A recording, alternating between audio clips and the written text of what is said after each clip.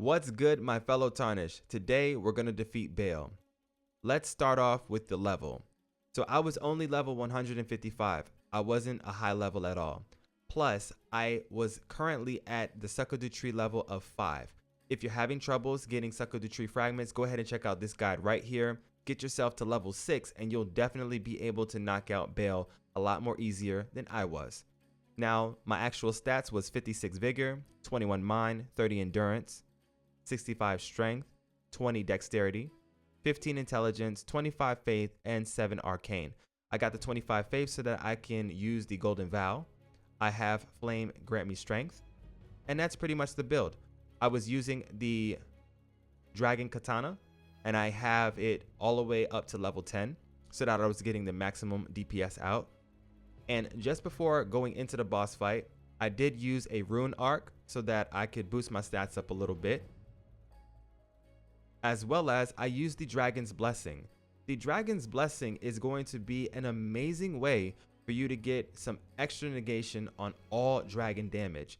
You can receive a Dragon's Blessing from the Dragon Priestess over at the Communion Altar. However, if you have given the Dragon Priestess the potion, which puts her to sleep, you will no longer be able to receive the blessing. So make sure you grab the blessing first and then give her the potion. With that being said, this is how the boss fight works. So as soon as you jump into the arena, he's active. He's on you like white on rice, and he's gonna try to take your life. If you're not ready for him, you're about to get folded real quickly. The best thing to do is to try to dodge the first attack. There is a summoning sign so that you can summon in Igon, but I don't recommend you go straight for that. I feel like the game is kind of expecting you to do so they're going to instantly punish you if you try to go for the summoning sign. Check to see what his first attack is going to be, dodge it, and then go for the summoning sign. He opens up in several different ways. He'll open up one of his wings, one of them which is a nub, and he'll charge instantly at you, and then he usually backs up.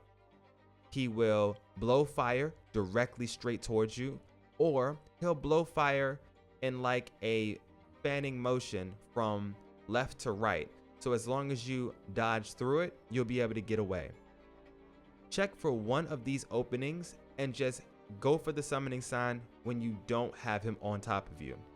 Right after you summon in Igon, then you want to check to see which move is going to come out. Let's go over a couple of Bayle's attacks. He has about 5 to 6 of them. The first one is going to be a simple slicing attack where he's going to do a little bit of a two-piece, a left wing, right wing attack. The next one is going to be a 3-piece.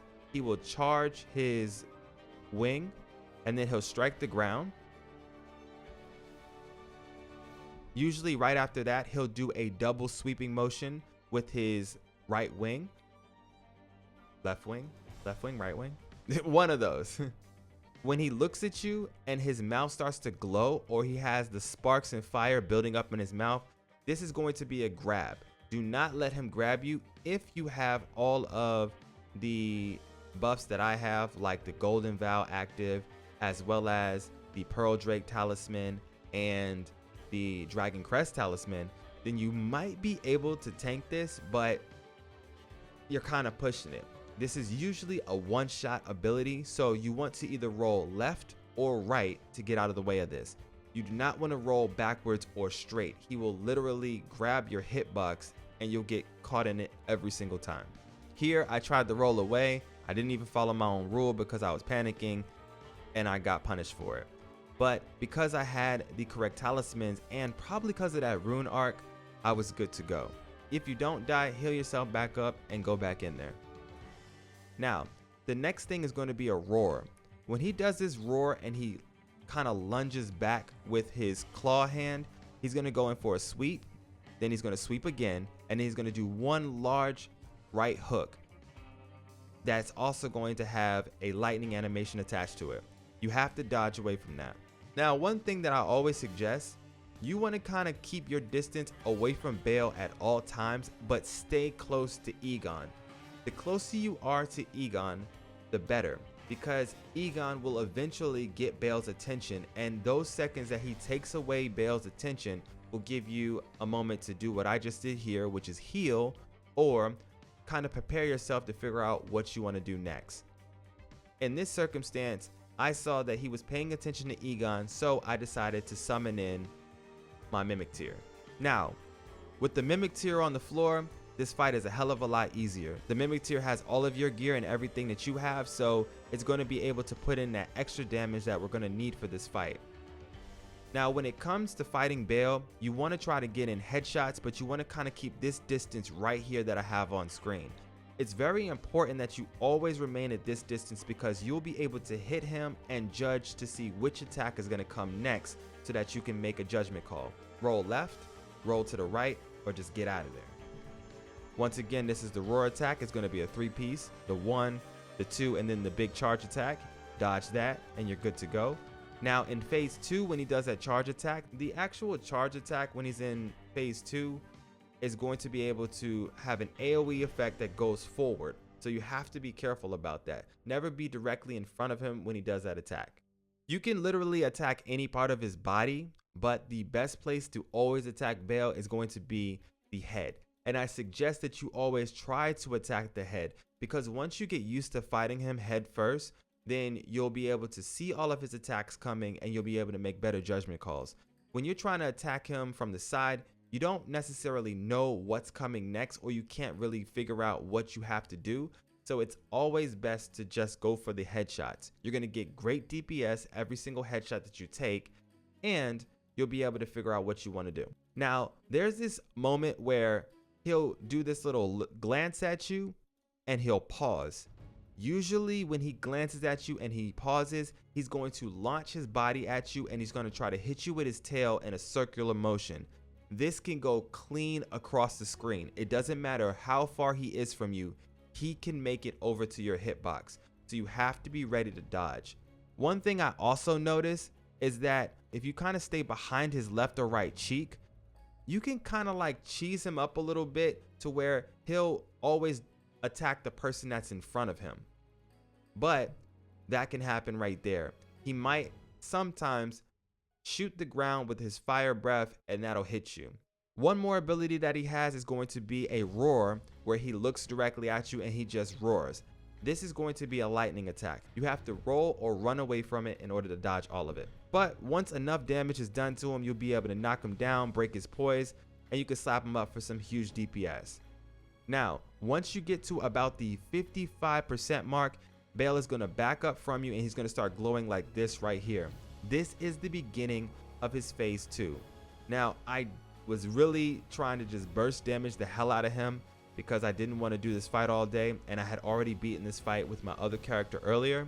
His phase 2 is really annoying and it's very hard to judge what's going to come next or dodge everything. So at this point when he's charging, if you have any burst damage, this is the point where you want to dish it all out. The further down you get his health bar, the better off you will be going into phase 2. Once he goes into phase 2, he's going to launch himself up into the air. He's going to fly away. You can lock onto him and run either to the left or to the right. You want to be constantly moving, however, because he's going to be shooting you with his fire meteorites that come down constantly. There's between 4 to 6 of them that come down, and you have to dodge all of them. As well as just before the last meteorite comes in, he swoops down and he clean swipes the entire arena. So you have to be ready to dodge that as well. He comes down right after that. At which point, he has the ability to literally fly across the screen. So just look at him, pay attention to what he's doing, and be ready to dodge. Right now, he's going to do his lightning charge attack, which is simple. However, this is phase 2, so his lightning attack is now going to have a forward AoE attached to it. It doesn't go that far, but you can see it right here.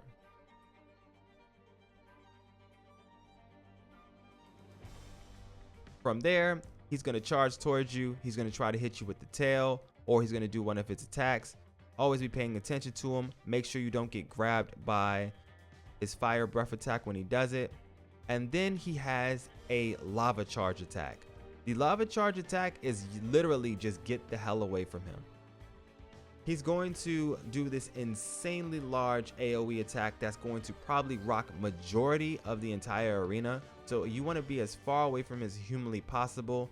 Wait for the charge to get at its brightest point and then dodge at the last second. And that's pretty much the whole fight. Stay in front of him, stay persistent, and just don't give up. Make sure that you're always dodging at the last minute. A lot of his attacks are delayed, and his 3-piece turns into a 4-piece at the end in his phase 2. So originally he would do a swipe, and then he would hit the ground with his lightning wing. But now he hits the ground for a second time with his lightning wing to try to catch you off guard. Be careful, don't worry, you got this. And with that being said, once you finally have done the final blow, go back to Igon's location to get your great bow and all of your Igon set, and go back to the Dragon Priestess to get whatever reward you chose just before taking on this fight. Check out these 2 videos so that you can figure out which reward you want to get. You either have the choice of getting the summoning and the spell, or you're going to get the Dragon Priestess form and the gavel. And one last thing, when you take his heart, you can actually go get yourself some brand new dragon spells. You can only pick one of the 2 that are available. So there's going to be some choices to be made towards the end. I hope you enjoyed this video. If you did, go ahead and smash that like button for me. Sub to the channel so that you don't miss out on any more tips, tricks, guides, and a hell of a lot more for Shadow of the Erdtree DLC. This is your boy M, I am MSensei HD. For now though, I'm out of here.